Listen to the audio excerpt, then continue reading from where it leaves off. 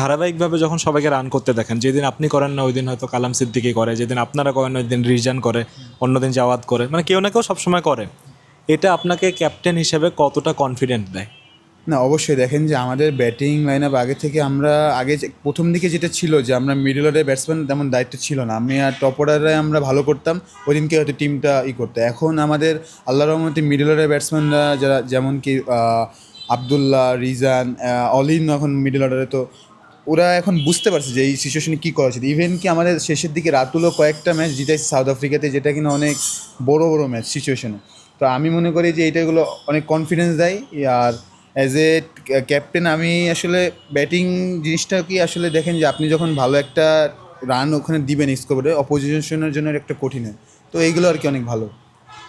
Spin attack নিয়ে কি বলবেন? আপনার টিমের স্পিনাররাও তো আসলে যে যার জায়গায় খুব ভালো করে যাচ্ছে।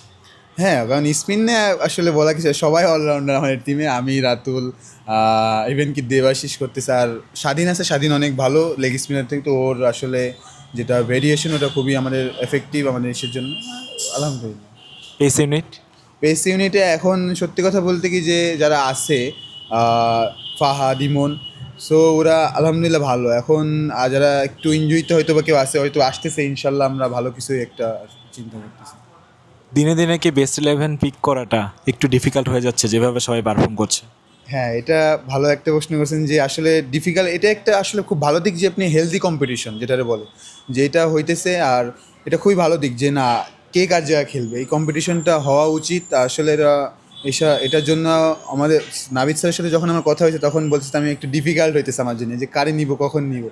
তা আমরা চেষ্টা করছি যখনই ম্যাচ যেগুলো সিরিজ থেকে কিংবা যেগুলো প্র্যাকটিস ম্যাচ হয় তখন সবাইকে সুযোগ দেয়, সবাই যেন পারফর্মটা দেখতে পারি আমরা, এটাই। শ্রীলঙ্কায় আপনারা খেললেন, সাউথ আফ্রিকায় খেললেন, বা আফগানিস্তান সিরিজও খেললেন। এক এক জায়গার মানে এক এক স্ট্রেংথের জায়গা ছিল, এক একটা দুর্বল জায়গা ছিল। ধরেন সাউথ আফ্রিকার এগেনস্টে স্পিনাররা খুব বেশি চ্যালেঞ্জিং ছিল, সাউথ আফ্রিকা যাইতে হতো পেস বোলারদের এগেনস্টে খুব চ্যালেঞ্জে পড়তে হয়েছে। শ্রীলঙ্কায় আরেক কন্ডিশন। তো এই যে বিভিন্ন কন্ডিশনে খেলাটা আলাদা আলাদা দলের সাথে, এটা বিশ্বকাপের আগে আপনাদের কতটা হেল্প করবে?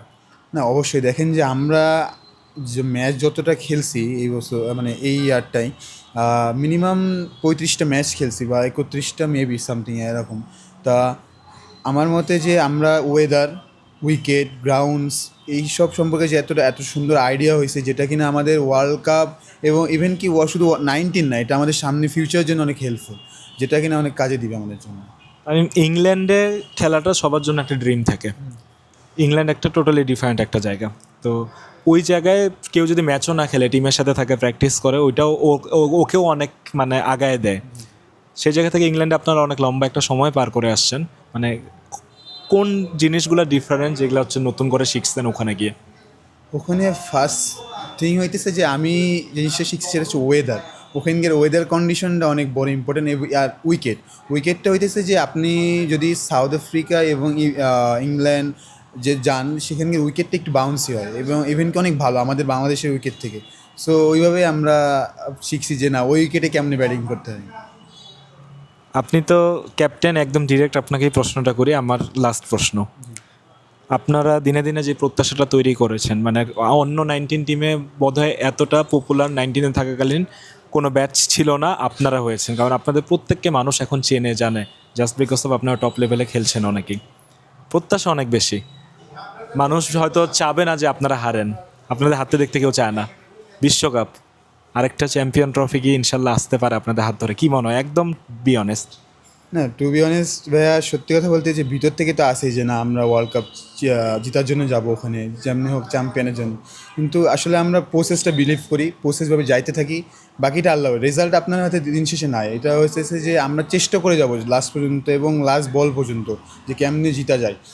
আর বাকিটা তো আল্লাহ হাতে। আমরা দেখেন যে আপনি এই যে 2টা বছর আমরা যে কষ্টটা করছি, ফিটনেস ওয়াইজ বলেন, মেন্টালি বলেন, ইভেন কি আমাদের এই যে মেন্টাল জন্য একটা কোচ আসছিলো, স্কটি মেবি, সে আসলে, ইভেন কি আমরা পাওয়ারিংয়ের জন্য কোচ আসছে। সো আমরা অনেক কিছুই কাজ করছি। আর আলহামদুলিল্লাহ আমরা যে রেজাল্ট করতেছি, যে দেখেন ড্র হয়েছে কিংবা আমরা অনেক বেশি জিতছি, এটা একটা কনফিডেন্স। ইভেন কি আমরা এশিয়া কাপে, সো ওই হিসেবে আশা করা যায় যে না, আমরা ভালো কিছু করতে পারি ওখানে। আর সবাই মানুষের কাছে আমি এইটাই বলবো যে তারা যেন আমাদের জন্য দোয়া করে, সাপোর্ট করে, কারণ তাদের সাপোর্টে আমরা এই ইনশাল্লাহ আমরা এইভাবে করতে থাকি, আল্লাহ ভরসা বাকিটা। গুড লাক ক্যাপ্টেন, আসসালামু আলাইকুম।